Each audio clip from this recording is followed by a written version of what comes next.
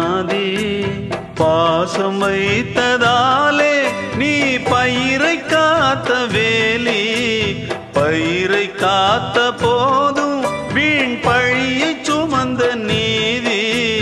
சாமி வந்து கேட்டிடுமா வீண் பழியை தீர்த்திடுமா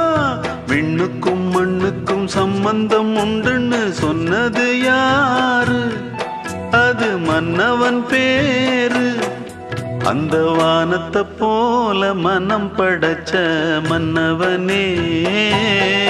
பனி துளிய போல குணம் படைச்ச தென்னவனே